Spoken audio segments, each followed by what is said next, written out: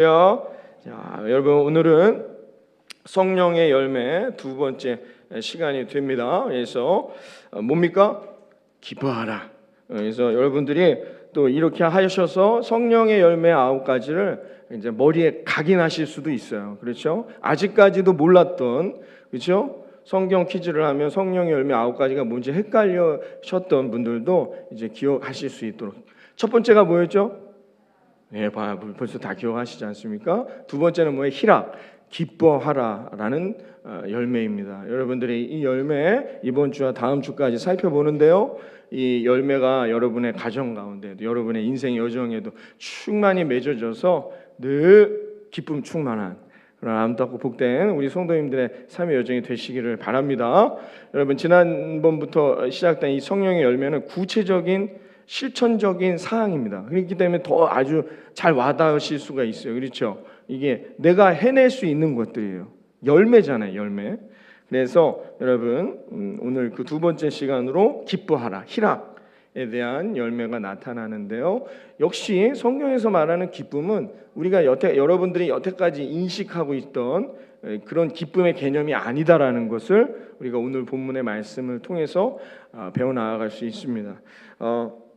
여러분, 종종 우리가 이런 말들을 많이 하는데요. 어떤 말들이냐면 상대방을 알아야 되잖아요. 상대방을 정말 잘 아는, 저 사람이 정말 괜찮은 사람인지 아닌지를 알 수 있는 방법이 뭐냐? 그 사람하고 여행을 가보라고 합니다.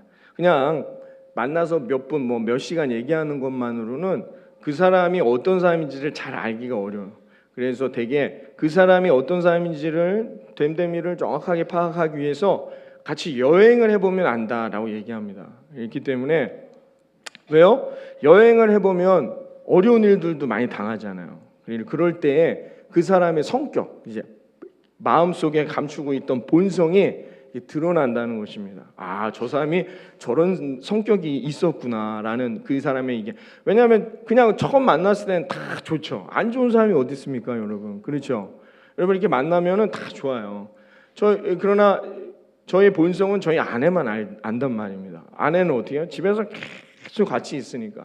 그러나 여기서 여러분들을 보는 사람들은 어떻게 해요? 다 좋죠. 그렇기 때문에 그 사람이 어떤 마음인지 어떤 성격인지는 잘 알기가 어렵단 말이에요. 근데 그 사람의 성격과 본성이 금방 드러날 수 있는 방법이 있단 말이에요. 뭐예요? 어려움을 만났을 때 나타나요. 좀 짜증이 나지 않습니까? 어려움을 만났을 때 여러분이 어떤 성격이 드러나냐, 거기에 저 사람이 좋은 사람인지 나쁜 사람인지가 안단 말이에요. 어떤 여행을 가거나 어떤 무리가 어떤 일을 할 때 고난을 만납니다. 그때 드러난다는 거예요. 아직 결혼을 앞둔 젊은 우리 청년 자매 여러분, 그런 남자를 만나야 된단 말이에요. 그때 그 사람이 어떤 행동의 방식을 갖고 있느냐, 그런 사람은 아주 좋은 사람이 되는 거예요. 그냥 얼굴로 판단하면 안 됩니다. 그런 걸로 판단해서는 안 된다는 것이죠. 그러니까 어떤 누구도, 어떤 인간도 다 뭐예요? 그 사람의 내면은 언제 드러난다? 고난을 만났을 때, 역경을 만났을 때라는 거죠. 이거를 우리 신앙에도 접목할 수가 있어요. 참된 그리스도인은 언제 드러난다? 좋을 때는 아니에요. 여러분, 좋을 땐 다 좋아요. 진짜 저 사람이 정말 믿음이 좋은 그리스도이냐, 정말 참된 그리스도이냐, 성숙한 그리스도이냐 라고 말할 수 있는 그 사람은 언제 그 믿음이 드러날까요? 고난을 만났을 때, 어려움을 대처하는 신앙의 자세를 보면 알 수 있다는 겁니다. 그러니까 왜 제가 이 얘기를 하느냐, 그 기쁨은 언제 드러나는 거냐? 좋을 때 드러나는 게 아니에요. 성경에서 오늘 말해주고 있는 기쁨은 언제? 고난을 만났을 때, 그 사람이 어려움을 당했을 때에 그때 기뻐할 수 있냐는 거예요. 이거예요. 제일 중요한 오늘의 핵심. 그러니까는 다 기뻐하는 그런 기쁨을 말하는 게 아닙니다. 뭐가 기쁩니까, 여러분? 맛있는 거 먹으면, 솜사탕 먹으면 좋다고 해봅시다. 그렇게 좋아요, 그 솜사탕을. 그 단 이빨만 썩는 거를 그렇게 좋아. 솜사탕은 너무 그런 건 기쁨이 아니라면, 성경에서 말하고 있는 기쁨은 모든 사람들이 공감하는 기쁨이 아닙니다. 또 뭐가 있을까요? 어디 물놀이 가면 기쁩니까? 아니면 우리 어르신들 좋은 이렇게 산 같은 데 가시면 기뻐요? 그거는 세상 사람들도 다 느끼는 기쁨이에요. 그럴 거면 못하러 교회 나옵니까? 그렇죠? 솜사탕 먹고 물놀이 가고 뭡니까? 산에 가면 되잖아요. 못하러 교회 와갖고 오늘도 예배 드립니까? 가운 입고 더운데, 그렇죠? 의미가 없어요. 성경은 그런 기쁨을 말한 적이 없어요. 세상이 다 공감할 수 있는 것이 기쁨이라고 말하지 않아요. 성경이 오늘 우리에게 주는 기쁨은 뭐냐? 고난 속에서 여러분이 어떤 어려움을 당할 때에 그때 그 기쁨의 열매는 드러나는 거예요. 그 열매가 저와 여러분의 삶에 드러나게 된다는 것입니다. 그걸 오늘 성경이 우리에게 말해주고자 한다는 거예요. 이게 성령이 우리 안에 옴으로 인해서 얻을 수 있는 열매라는 거예요. 이 기쁨이라는 것이. 그러므로 여러분, 이 기쁨이라는 열매는 지난주에 말씀드렸던 사랑이라는 열매와 같이 갑니다. 왜냐하면 사랑이라는 열매의 특징이 뭐였어요? 그리스도인의 정체성이 드러나요. 사랑은 우리가 말하는 사랑은 뭐예요? 세상이 말하는 사랑하고 다르다고 말씀드렸어요. 왜? 이 사랑은 하나님으로부터 오기 때문에. 그래서 하나님을 만난 자만이 누릴 수 있는 사랑이라고 제가 말씀드렸어요. 그래서 예수 그리스도로 말미암아 우리에게 온 그 사랑. 그러므로 사랑하는 사람들은 뭐예요? 그리스도인의 정체성과 특권이 그 사랑하는 감정을 통해 드러나게 된다라고 제가 2주 동안 걸쳐서 여러분에게 말씀드렸는데, 기쁨도 역시 마찬가지입니다. 기쁨이라는 이 열매도 하나님이 뭐예요? 하나님을 믿는 자들에게만 주신 특권이며 하나님이 주신 정체성이 되는 것이죠. 오늘 본문이 그렇게 말해주고 있습니다. 자, 오늘 본문 15장 9절에서 11절의 말씀을 잘 보시기를 바랍니다. 아주 중요해요. 이 15장의 주제가 뭐예요? 포도나무와 가지의 주제예요. 그 얘기 주제로 이야기하는 가운데 이런 내용이 들어있는 거예요. 15장 요한복음 15장 9절에서 11절 말씀 봅니다. 다 같이 읽겠습니다. 시작. 아버지께서 나를 사랑하신 것 같이 나도 너희를 사랑하였으니 나의 사랑 안에 거하라. 내가 아버지의 계명을 지켜 그의 사랑 안에 거하는 것 같이 너희도 내 계명을 지키면 내 사랑 안에 거하리라. 내가 이것을 너희에게 이름은 내 기쁨이 너희 안에 있어 너희 기쁨을 충만하게 하려 함이라. 아멘. 자, 여러분 오늘 말씀을 잘 보시면 잘 나와 있어요. 자, 뭐가 잘 나와 있느냐? 하나님이 우리에게 주시고자 하는 열매는 뭐예요? 기쁨이에요. 그것도 그냥 한두 개가 아니라 어떻게 해요? 기쁨을 충만하게 주시기를 원해요. 이게 하나님의 뜻이다라는 거죠.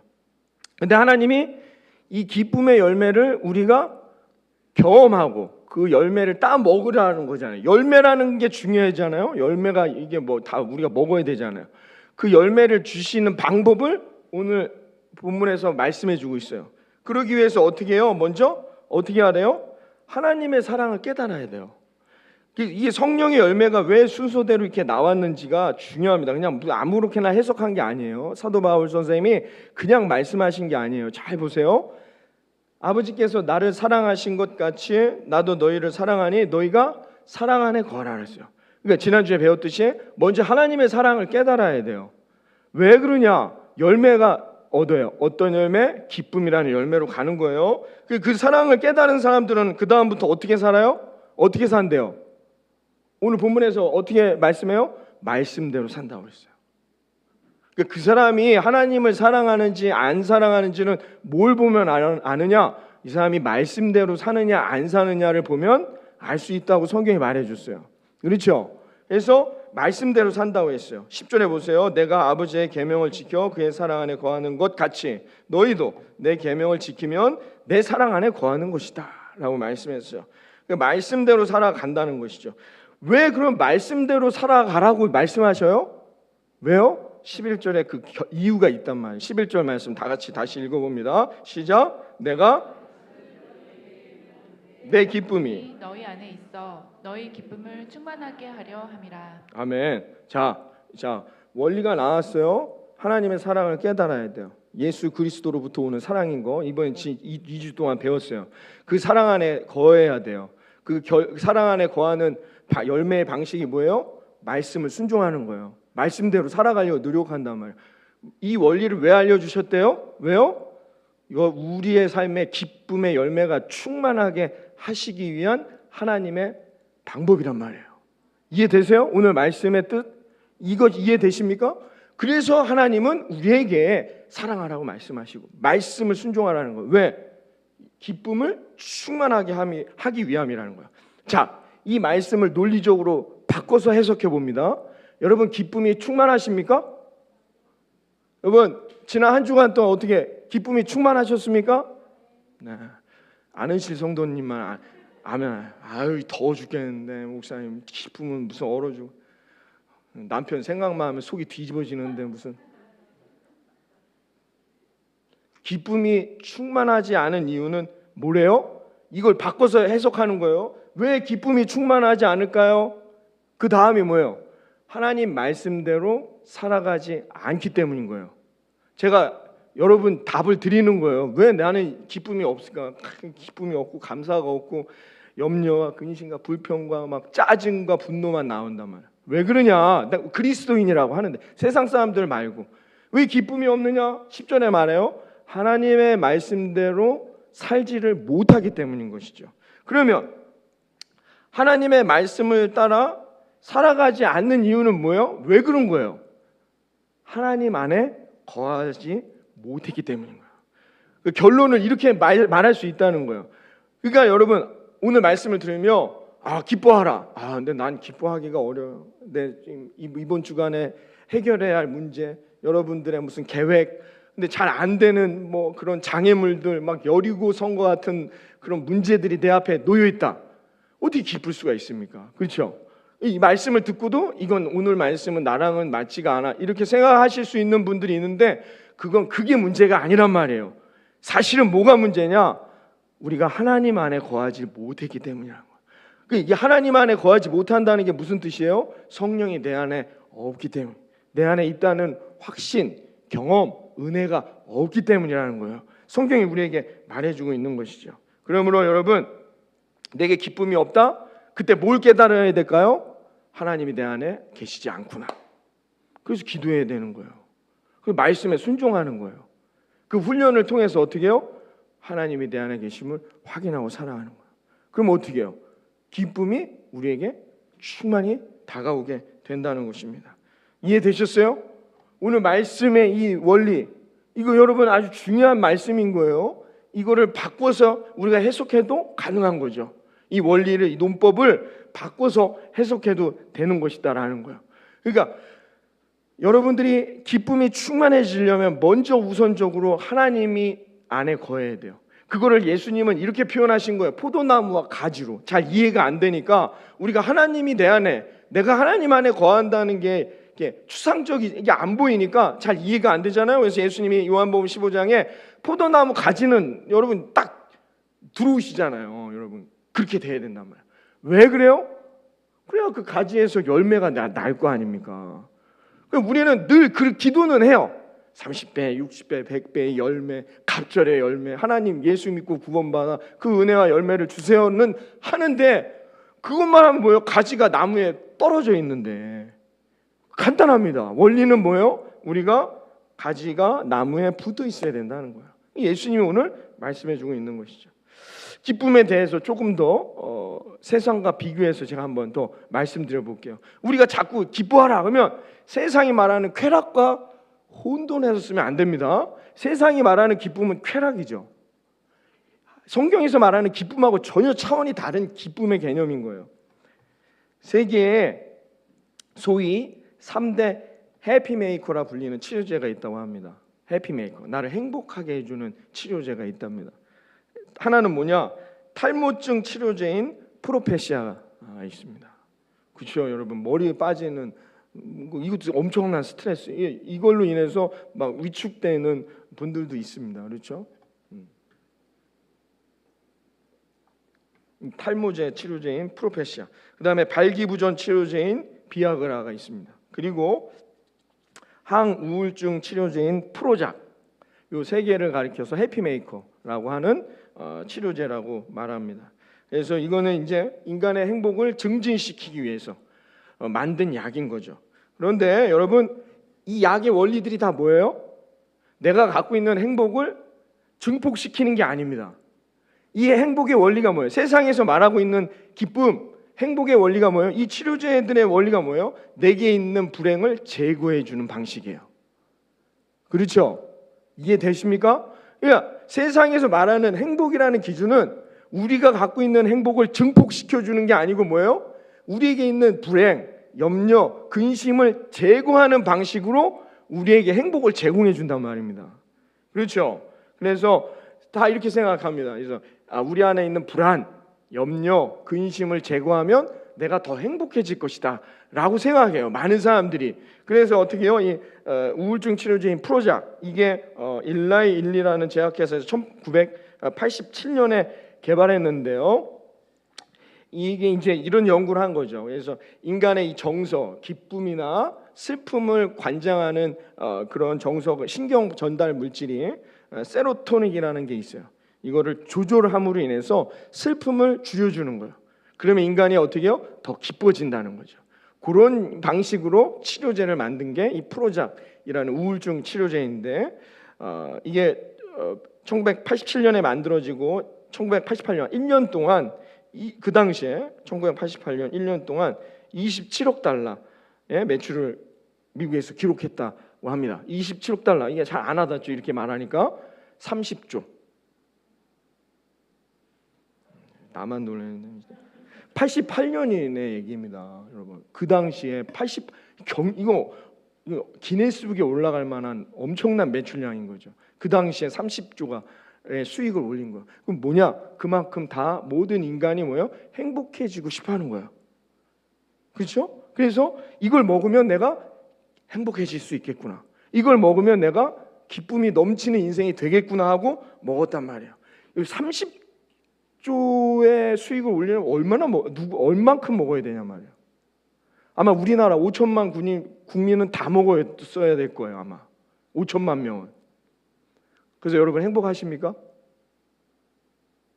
여러분, 그래서 여러분의 행복이 지금도 누려지고 있냔 말이에요.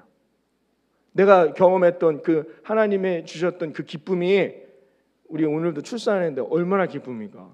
그 출산의 기쁨이 8년이 지나도 이어지냔 말입니다. 인간이 그런 존재들이냔 말이에요. 여러분, 이런 약품들이 개발됐다 해서 그 기쁨이 충만하다는 게 뭐예요? 기쁨이 영원히 지속된다는 얘기예요. 여러분의 기쁨이 지속되고 계십니까? 잠시 잠깐이요, 몇 시간 동안. 그걸 먹는 몇 시간 동안만 기쁠 뿐이지 그 기쁨은 영원할 수가 없는 것이죠. 그러므로 여러분, 이 개선의 효과는 있겠지만 이게 영원할 수는 없는 거예요. 근데 사람들은 자꾸 거기로 나아가는 거예요. 세상이 말하는 기쁨은 이런 방식이란 말입니다. 여러분, 거기에 우리가 얻을 수 있는 결론, 영원한 기쁨, 감사와 평안은 거기에 없다는 것이죠. 그렇기 때문에 여러분, 우리는 오늘도 기쁨이 없어요. 염려와 근심만 있단 말이에요. 그렇게 살아가고 있다는 거예요. 세상의 기준으로 봤을 때에는 여러분, 세상이 말하는 기쁨은 이와 같다는 거예요. 조금 더 나아갑니다. 여러분, 제가 어느 목사님, 예전에 제가 중등부 전도사 시절에 수련회 목사님 강사로 오셔서 말씀을 해주셨는데, 제가 큰 은혜를 받은 적이 있었는데, 목사님이 이제 아이들에게 그런 말씀을 해주시면서 자기가 이제 어렸을 때 동물원, 지금이야 이제 뭡니까? 무슨 랜드 뭐 이렇게 되지만 그땐 동물원이었어요. 막 세상에 처음 보는 것들이 너무 많으니까 너무 기쁘지, 막 그냥 환상적인 순간을 맞이했답니다. 그래서 자기가 제일 좋아하는 막 이렇게 동물 앞에 가서 확 보고 있는데, 너무 거기에 집중하다 보니까 부모님을 잃어버렸어요. 아버지와 엄마를 잃어버려가지고 막 울면서 엄마 아빠를 찾기 시작하는 거예요. 근데 어떻게 해요? 엄마 아빠를 찾기 시작한 그 순간부터 동물원에 있는 뭐 원숭이, 호랑이 이런 건 눈에도 안 들어와요. 기쁨이 사라졌어요. 그렇게 기쁨은 막 그냥 그것 때문에 못 살 것 같던 그 모든 게 사라지고 엄마 아빠를 찾기 시작했습니다. 결국 이 미아 센터에 가서 거기서 이렇게 방송을 해서 그때서야 엄마 아버지가 저기서 이렇게 오시더라는 거죠. 너무 기쁜 거예요. 그래서 그 엄마 아빠 손을 양쪽에 딱 잡고 놨더니 그때부터 다시 자기가 좋아하는 그 원숭이가 눈에 들어오기 시작하더라는 거죠. 뭘 얘기하느냐? 여러분, 세상에서의 기쁨은 영원함이 없어요. 기쁨의 근원은 우리의 하나님 되심을 여러분 믿으시기를 바랍니다. 하나님의 손을 붙들었을 때에만 세상에서의 기쁨이 되는 것이지, 하나님이 내 안에 거하지 않으신다면, 하나님 안에 우리가 거하지 않는다면 영원한 기쁨은 세상에 없다는 것이죠. 오늘 본문의 11절 다시 보시면 기쁨을 충만하게 하기 위한 방법으로 예수님이 우리에게 15장의 말씀은 그냥 15장은 우리가 포도나무의 비유다 이렇게 말할 정도로 요한복음 15장은 그렇게 대명사처럼 쓰이는 장이 요한복음 15장이라는 거예요. 포도나무의 비유에 등장하는 말씀이라는 거죠. 그러니까 포도나무 가지가 충만한 기쁨의 열매, 행복의 열매를 얻으려면 이 가지는 어떻게 해야 돼요? 나무에 붙어 있어야 된다는 거예요. 이 방법을 얘기하는 것이죠. 그래야 열매를 충만히 맺은다는 거예요. 여러분의 인생에 늘 기쁨이 충만하여 이번 한 주간, 이 한 달, 아니 올 한 해, 아니 여러분의 인생의 모든 순간순간마다 기쁨의 열매가 충만히 맺어지는 저와 여러분이 되기를 바랍니다. 그 방법이 뭐냐? 하나님 안에 거해야 돼요. 성경은 지속적으로 우리에게 말해줍니다. 시편 23편, 그 유명한 23편에도 그 방법을 알려줘요. 6절의 말씀입니다. 다 같이 시편 23편 6절 읽어봅니다. 시작. 내 평생의 선하심과 인자하심이 반드시 나를 따르리니 내가 여호와의 집에 영원히 살리로다. 아멘. 여러분의 인생에 선하심의 기쁨이, 하나님의 인자하심의 기쁨이 그때그때마다 경험되셔서 날마다 하나님이 주신 아름다운 복된 인생이 되시기를 주님의 이름으로 축원합니다. 방법이 뭐라고요?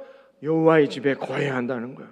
하나님 안에 거해야만이 그런 놀라운 은혜가, 열매가 맺어진다는 겁니다. 여러분, 그러므로 오늘도 주님을 만나시고 주님이 내 안에, 내가 주님 안에 거하는 믿음의 한날이 되어지기를 바라겠습니다. 그게 안 되면 이 기쁨은 영원하지 않다는 거예요. 이 기쁨은 그때뿐이라는 것이죠. 여러분, 제가 좋아하는 이 덴마크의 철학자, 실존주의 철학자인 키에르케고르가 불안의 개념이라는 자신의 책에 쓴 내용인데요. 인간에게는 근원적인 문제가 있어요. 그게 뭐냐? 불안이에요. 이게 우리가 의식적으로 갖는 불안이 아니에요. 이건 무의식 가운데 갖는 불안이에요. 인간은 누구나가 뭐예요? 이 분리되는 불안, 여러 가지 불안의 요소가 우리에게 안에 잠재적으로 있다는 것입니다. 그래서 이 불안이 결국은 원래는 우리에게 있는 기쁨을 뺏어가는 거예요. 우리는 늘 기쁠 수 있는데 우리 안에 있는 불안이 이걸 뺏어갑니다. 공부를 못하면 불행해야 합니까? 근데 자살하고 좌절하고 공부를 잘하고 못하는 게 내 인생의 기쁨의 기준이 됩니까? 되는 거예요. 왜 그럴까요? 공부를 못하면 직장을 못 얻잖아요. 직장을 못 얻으면 돈을 못 벌잖아요. 돈을 못 벌면 뭐예요? 내가 행복하게 못 살잖아요. 그 불안인 거죠. 그래서 뭐예요? 공부를 못하면 내가 불행하다고 느끼는 거예요. 그건 뭐냐? 그러니까 이게 의식적으로 드러난 불안이 아니란 말이에요. 인간의 누구나 잠재적인 불안함이 있기 때문에 어떻게 해요? 왜 공부해야 합니까? 행복하려고. 왜 좋은 대학 가야 합니까? 행복하려고. 왜 돈이 필요합니까, 여러분? 행복하려고 하단 말이에요. 그러면 돈이 없으면 불행하다고 느끼는 이 불안감이 내 안에 잠재되어 있단 말입니다. 그래서 우리는 어떻게 해요? 그때그때마다 좌절하고 넘어지는 거예요. 이 불안을 여러분 우리가 씻어내지 않으면 인간은 언제나 어떻게 해요? 영원히 그 인간의 존재 속에는 불행, 기쁨이 앗아가는 불행이 그 내면에 심어져 있게 된다는 것이 이게 키에르케고르의 이야기인 것입니다. 그래서 늘 어떻게 해요? 그 삶이 행복하지 않을 수밖에 없어요. 늘 염려와 근심 가운데 살아갈 수밖에 없다라는 것입니다. 그래서 어떻게 해요? 세상은 이 근원적인 불안을 잠시 잠깐 잊게 해주려는 방식으로 치료한다는 겁니다. 잠깐 잊게, 잠깐만은 행복하게. 오늘은 잠시 잠깐 공부는 잊고 성공은 잊고 자 우리가 어디 산으로 바다로 그때만 좋은 거예요. 다시 돌아오면 어떻게 해요? 여전히 우리는 불행하다고 느낀단 말이에요. 이렇게 살아가게 된단 말이에요. 이건 예전이나 지금이나 앞으로도 인간이라는 존재 가운데는 늘 함께할 수밖에 없는 요소들이 되는 것이죠. 이건 우리에게 근원적 만족, 영원한 기쁨, 성경이 우리에게 말하는 기쁨을 충만하게 주지 못한다는 것입니다. 그래서 우리는 늘 여전히 지금도 불안해요. 뭔가 더 가지려고 하는 거예요. 뭔가 더 성공하려고 하는 거예요. 뭔가 더 출세하려고 하는 거예요. 인간 안에 있는 이 불안감이 그렇게 우리를 만든다는 것입니다. 그래서 성경은 지속적으로 이렇게 말합니다. 하나님은 우리에게 뭘 주시길 원해요? 영원한 기쁨, 충만한 기쁨을 우리에게 주시기를 원한다는 거예요. 그런데 어떻게 냐? 이 기쁨을 받아 누릴 수 있는 사람은 누구다? 아까 말했듯이 하나님 안에 거하는 자만이 이 기쁨을 누리는 거예요. 이 방법을 잘 깨달아야 한다는 겁니다. 그래서 여러분, 우리가 그 기쁨으로 살아가야 돼. 예수 믿고 구원받았다면서요. 여러분들이 어디 가서 종교란에다가 뭘 씁니까? 여러분들이 종교란에 기독교를 써요. 기독교라는 뜻이 뭐라고 해서 제가? 난 기독교인입니다 라고 얘기할 때 신앙생활 제대로 안 해도 어디 가는데 어떤 막 타종교회에서 막 자기네 거기를 믿으라 하면 확 갑자기 난 교회 다녀요 막 이런단 말이에요. 자신 있게 막. 왜 그래요? 기독교인이라는 뜻이 뭐예요? 그리스도인이라는 뜻이에요. 우린 그리스도를 따라가는 사람. 그래서 예수님의 말씀대로 살아가려고 노력하는 거란 말이죠.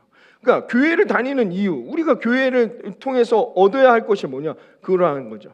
어떤 분이 신앙생활을 하는 분이 미국에 출장을 갔습니다. 그래서 주일이 돼가지고 주일 예배를 드려야 되는데 어떤 교회가 좋은 교회인지 뭐 어디로 가야 될지 모르잖아요. 그래서 그 동네에 이렇게 있는데 그 택시 기사에게 물어봤대요. 좀 좋은 교회, 기사분이 보실 때에 좋은 교회가 있으면 나를 거기다 데려다 다오 했어요. 그러니까 타시라고 하고 출발했습니다. 근데 교회가 하나 좀 큰 게 이렇게 첫 번째 블록에 있었는데 그냥 지나쳐 가는 거야. 그래서 속으로 아니 이 아저씨가 어디로 가는 거지? 내가 이게 외국인이라고 또 이상한 데로 가나? 좀 불안하기도 했어요. 근데 그 다음 블록도 그냥 지나치는 거예요. 근데 세 번째 블록에 있는 교회에 가서요 내려주시는 거예요.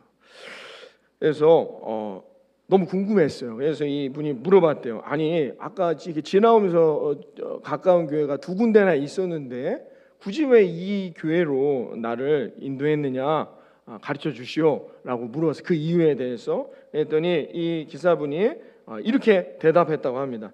저는 교회를 다니는 사람이 아니어서 잘은 모르지만 제가 주일날 이렇게 보면은 교회에서 예배드리고 나오는 사람들의 얼굴을 확인했을 때 이 교회 교인들이 늘 기뻐하는 얼굴이었습니다. 그래서 이 교회가 제일 좋은 교회라고 생각해서 제가 당신을 이 교회로 데려왔습니다 라고 이야기했다고 합니다.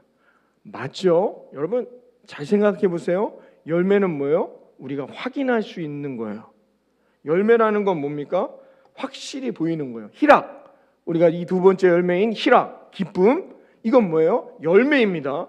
이건 반드시 드러날 수밖에 없는 거예요. 여러분 씨앗은 믿음이나 사랑, 여러분 씨앗은 뭐예요? 눈에 띄지 않아요. 땅에 들어가니까 안 보인단 말입니다. 그러나 뭐예요? 헌신, 희생 이런 건 눈에 보이지 않지만 열매는 뭐예요? 누구나가 볼 수 있단 말이에요. 누구나가 그것을 보고 열매를 봐야 보암직하고 먹음직할 거 아닙니까? 열매를 보면 알 수 있다는 것입니다. 그러므로 여러분 우리가 열매는 뭐예요? 나도 먹지만 다른 사람에게도 나눠주잖아요.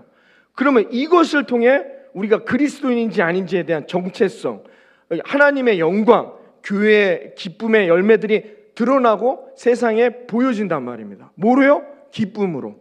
기쁨은 그러므로 아주 중요한, 내가 그리스도인임을 결정짓는 아주 중요한 요소인 것을 우리가 알 수 있게 되는 것이죠. 여러분 신은경이라는 아나운서가 쓴 내 나이가 나를 안아주었습니다라는 책에 보면 이런 내용이 있습니다.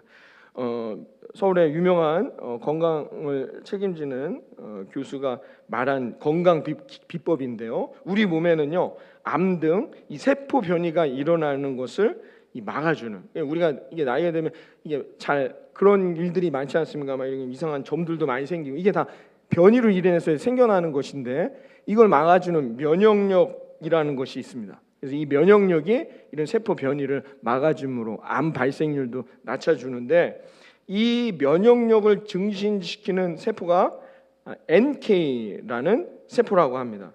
그래서 이 NK라는 세포가 이 세포의 수치가 높을수록 건강한 사람이라는 것이죠. 그래서 그런데 이 수치가 낮아지는 사람들의 특징이 뭐냐? 왜 이 수치가 낮아지는가? 스트레스가 가장 주된 원인이라고 합니다. 스트레스가 많이 쌓일수록 이 우리 몸 안에 있는 NK 세포의 수가 줄어드는 거예요. 그러면 어떻게 해요? 면역력이 떨어지게 된다는 것이죠. 그래서 이 교수가 연구를 했습니다. NK 세포가 특히 높게 나오는 사람들의 생활 패턴, 그 사람들이 어떻게 살아가는지를 봤을 때 늘 웃고 즐겁게 지내는 사람들이에요. 늘 웃고 즐겁게 지내는 사람들이 어떻게 해요? 그렇게 살아갈 수 있는 건강한 NK 세포가 높게 나온다는 것입니다. 미국의 MD 앤더슨 암센터, 그 유명한 암센터에서 복무하고 있는 교수님이 계신데, 그 박사님에 의하면 자기가 연구를 하고 데이터 수치를 조사했을 때 일반인보다 이 NK 세포가 1000배나 높게 나오는 그룹이 있더라는 것이죠. 그 그룹이 누굴까요? 힌트, 교회 안에 있습니다. 어떤 그룹일까요? 힌트, 우리의 교회도 오늘 여기 앉아 있습니다. 얼마나 덥겠습니까? 여기도 이게 선풍기가 안 되는 가운을 입는 성가대 찬양대원들이 조사를 했을 때 다른 일반인들보다 이 NK 수치가 1000배나 높게 나와서 그 박사도 연구한 암센터, MD 앤더슨 암센터의 그 준비팀들도 깜짝 놀랐다고 하는 것이죠. 여러분, 뭘 의미하는 걸까요? 하나님을 찬양하고 하나님을 의지하며 하나님을 높이는 인생에게는 하나님께서 어떻게 해요? 기쁨을 주신다는 거예요. 세상에서 주지 못하는 기쁨, 세상에서 맛보지 못하는 그 기쁨으로 살아가게 된다는 것입니다. 그 말씀을 오늘 본문에서는 포도나무와 가지로 비유하고 있다는 것입니다. 왜? 누가 그 기쁨을 누리면서 온전한 기쁨 가운데 승리할 수 있느냐? 하나님과 나와의 관계가 잘 정립되어 있는 사람만이 가능하다는 것을 말해주고 있는 것이죠. 오늘 요한복음 15장 11절의 말씀을 우리가 다 같이 한 목소리로 다시 한번 크게 읽어봅니다. 11절만 시작. 내가 너희 안에 있어 너희 기쁨을 충만하게 하려 함이라. 아멘. 여러분, 어떤 느낌이 오십니까? 오늘 11절? 내가 원하는 게 아닙니다. 그렇죠? 오늘 말씀을 보세요. 여러분 11절 말씀을 잘 읽어보세요. 묵상해 보세요. 어때요? 내가 원하는 게 아니에요. 누가 원하고 있어요? 하나님께서 원하시고 있어요. 하나님이 주시겠다는 겁니다. 우리가 기쁨을 주세요, 기쁨을 주세요 기도한 게 아니에요. 내가 이것을 너희에게 이루면 내 기쁨이 너희 안에 있어 너희 기쁨을 내가 충만하게 주기 위함이라는 거예요. 이 다 하나님의 의지요, 하나님의 뜻이며 하나님은 그렇기 때문에 우리에게 기쁨을 주시기를 원하십니다. 여러분, 이 기쁨을 받아 누릴 수 있는 지혜롭고 복된 하나님의 백성들이 되시기를 바라겠습니다. 늘 기쁨의 인생을 살아가야 된다는 거예요. 그런 인생을 살아갈 때, 그런데 여기까지만 얘기하면 이렇게 반문하시는 분들이 있어요. 목사님, 기뻐해야 할 일이 있어야 뭘 기쁠 거 아닙니까? 늘 기뻐하려면 기쁜 일이 있어야죠. 우리 오늘 권사님 얼마나 기쁜 일들만이냐, 저 권사님 같이 매달마다 기쁜 일이 있어야 될 거 아닙니까? 라고 말씀하실 수가 있어요. 그건 세상의 기준이라니까요. 그렇지 않아요. 하나님이 우리에게 주신 기쁨은 뭐냐? 기쁨은 언제 누려지는 겁니까? 없는 것을 경험할 때요. 여러분, 열을 가진 사람들은 기쁠까요? 안 기쁠까요? 15 가진 사람 보면 기뻐요? 안 기뻐요? 기쁘지 않아요. 화납니다. 근데 아무것도 없는 곳에서 하나를 받은 사람은 기쁠까요? 안 기쁠까요? 기쁘단 말이에요. 그러니까 누가 기뻐할 수 있느냐? 우리의 인생에 고난이 있는 사람, 우리의 인생에 아픔이 있는 사람, 가다가 넘어진 사람들은 뭐예요? 기쁨이 충만해질 수가 있는 거예요. 여러분, 이것을 우리가 잘 깨달아야 된다. 이사야 61장 3절이 이것을 우리에게 말해줍니다. 다 같이 읽어봅니다. 이사야 61장 3절 시작. 무릇 시온에서 슬퍼하는 자에게 화관을 주어 그 죄를 대신하며 기쁨의 기름으로 그 슬픔을 대신하며 찬송의 옷으로 그 근심을 대신하시고 그들이 의의 나무 곧 여호와께서 심으신 그 영광을 나타낼 자라 일컬음을 받게 하려 하심이라. 할렐루야. 누구에게 영광을 얻을 그 영광이 드러날 인생이래요? 지금 내 인생의 죄로 변한 슬픔의 인생을 경험하고 있는 사람들이에요. 그렇죠? 시온, 여기서 말하는 시온은 뭡니까? 여러분, 이스라엘이 멸망한 그 시온을 말하는 겁니다. 시온의 백성들, 하나님이 인도하신다면서요. 그런데 철저하게 망한 남유다. 이사야가 언제 활동했는지 여러분 새벽 예배 나와야 알 수 있습니다. 그 이사야가 말하고 있습니다. 너희들의 인생에 죄를 뒤집어 쓴 너희의 인생은 그 슬픔이 변하여 찬송의 옷이 될 것이며 너희들의 인생은 그 슬픔이 변하여 기쁨의 인생이 될 것이다라는 거예요. 기쁨이 충만해진다는 겁니다. 여러분, 그러므로 우리에게 기쁨은 늘 하나님만을 바라볼 때 그 기쁨이 충만해질 수 있음을 여러분 믿으시기를 바랍니다. 세상의 기준이 아니란 말입니다. 하나님 안에 거할 때만 얻을 수 있는 그 영광요 축복이라는 것입니다. 그러므로 이 기쁨이라는 열매는 저와 여러분을 앞서 나가게 하는 깃발이 되는 것이죠. 기쁨은 우리의 앞을 인도하시는 열매이요 깃발인 거예요. 여러분 옛날 영화들이나 보시면 옛날엔 전쟁할 때 어떻게 해요? 그 깃발을 들고 있어요. 그 깃발 드는 조가 있습니다. 그 깃발 자기네가 어떤 뭐 나라의 소속인지 어떤 부대의 소속인지를 드러내고 있어요. 그래서 제가 그 영화를 이렇게 보거나 그러면은 늘 궁금해요. 아니 저거 깃발 들지 말고 걔네들도 칼 들고 총 들고 가서 싸워야 되지 않겠습니까? 그래야 이 싸우는 수가 더 많아질 거 아니에요. 왜 굳이 저 깃발을 들고 저렇게 나가게 하는가? 그럼 야 출동하면 어떻게 해요? 깃발 든 사람들 막 빵빠레 부르면서 앞에서 갑니다. 걔네는 싸우는 것도 아니에요. 그냥 깃발. 그럼 상대편도 그렇게 해요. 왜 그럴까요? 깃발이라는 게 뭘 의미하는 겁니까? 깃발을 바라볼 때에 내가 어디에 소속되어 있는지를 안다는 거야. 내가 어디로 가야 되느냐 그 깃발을 보면서 간다는 거야. 부대 뒤에서 따라오는 이 군인들은 내가 나는 이 나라의 어디 부대에 소속되어 있는 군인이지.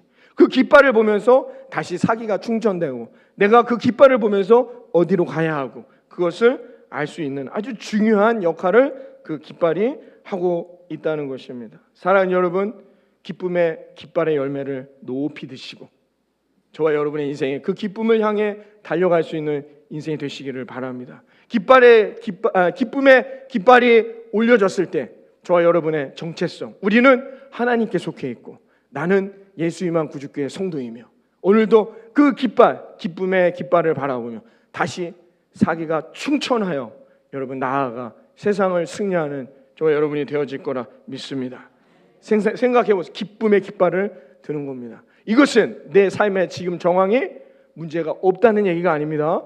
내 삶의 정황에 모든 것이 만족스럽다는 얘기가 아닙니다. 하나님을 바라보는 자, 하나님이 높이 들린 그 깃발을 바라보는 자만이 누릴 수 있는 축복이요 영광이며 특권이라는 것을 여러분 믿으시기를 바랍니다. 제가 이렇게 얘기하면 혹자는 또 이렇게 말하실 수 있어요. 아유 목사님은 무슨 근심과 걱정이 있으시겠어요. 뭐 그냥 맨날 교회 와서 예배드리고 기도만 하시면 되잖아요. 우리는 세상에서 힘들고 어렵게 살아가고 있습니다 라고 말씀하실 분들이 있을 수 있습니다. 아시는 분들은 다 아시겠지만 우리 성도님들은 다 아시겠지만 우리 가정에 여러분 우리 아내에게 어려움이 있고 우리 가정에 뜻하지 아니한 그런 어려운 순간들을 보내고 있습니다만은 제가 이런 이야기를 하면 깜짝 놀라시는 분도 있어요. 제가 지난 주 중에 이게 목사님들을 뵈면서 뭐 이런저런 얘기하다가 이런 얘기를 했을 때 너무 깜짝 놀라시고 막 눈물 흘리시는 분들도 계시더라고요. 너무 놀라시는 거죠. 제가 뭐 늘 뵈면 늘 웃고 제가 이렇게 긍정적인 에너지를 전달하니까 전혀 알 수가 없죠. 근데 김 목사에게도 그런 순간이 있다는 거예요. 그래서 막 눈물 위로해 주시는 목사님들도 계셨거든요. 제가 이제 뭐 이렇게 뭐 동문회니 뭐냐 하여튼 뭐 이렇게 하는 일들이 있어서 이렇게 목사님들을 뵙는데 제가 이제 그런 얘기를 해드린 적이 있습니다만은 여러분 이 세상에 근심과 걱정이 없는 사람이 어디 있습니까? 염려와 불안하지 않은 사람이 어디 있습니까? 우리는 누구나 다 근심과 걱정 가운데 살아가고 있습니다. 그러나 누구나가 다 염려와 근심과 걱정 가운데 살아가지만 누구나가 다 기뻐하는 인생을 살지는 않는다는 거예요. 여러분 어떤 사람은 그 속에서도 빛나는 기쁨의 깃발을 바라보며 그 기쁨으로 충천하여 살아가는 사람이 있는가 하면 어떤 사람들은 그 기쁨을 거절하고 절망하고 낙심하고 슬퍼하며 살아가는 사람이 있다라는 것입니다. 여러분 어떤 인생을 사시겠습니까? 여러분 늘 주님 안에 거하시고 하나님의 사랑 안에 거하여 그 사랑이 충만하여 주님의 말씀대로 순종하여 저와 여러분의 삶에 이 한 주간도 또 이 한 달 가운데에도 하나님의 기쁨의 열매가 충만한 우리 사랑하는 예수님만 구주께 모든 성도들의 삶이 되기를 이 아침 주님의 이름으로 축원합니다. 우리 다 같이 찬송가 434장을 함께 찬송하고 기도하는 시간 갖습니다. 찬송가 434장입니다. 늘 주 안에 기쁨의 찬양, 이 고백이 이 한 주간 동안만이라도 저와 여러분의 입술에서 떠나지 아니하길 바랍니다. 찬송가 434장입니다.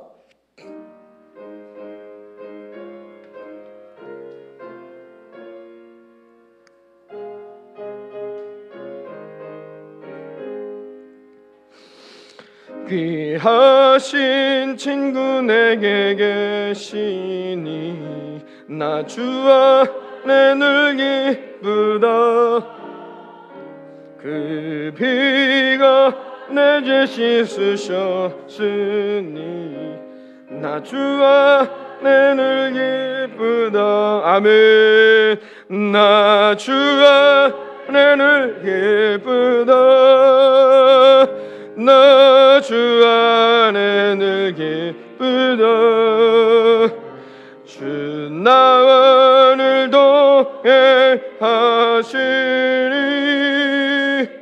나 주 안에 늘 기쁘다. 주 내 집 대신 지시었으니 나 주 안에 늘 기쁘다. 그 생명 버려 나를 구하니 나 주 안에 늘 기쁘다. 아멘. 나 주 안에 늘 기쁘다. 나 주 안에 늘 기쁘다. 나 주 안에 늘 기쁘다. 주 나와 늘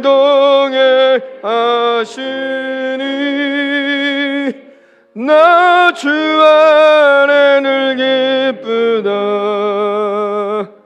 주 정 매일 내게 더하니 나 주 안에 늘 기쁘다. 그 악한 죄악에서 지키니 나 주 안에 늘 기쁘다.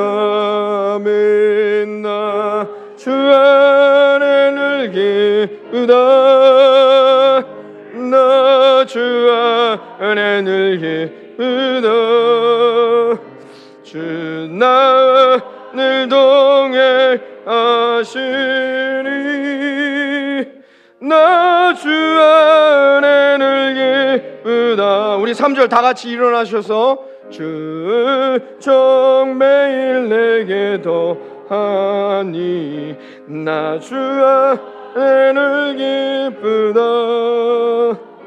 그 악한 죄악에서 벗기니 나 주 안에 늘 기쁘다. 아멘.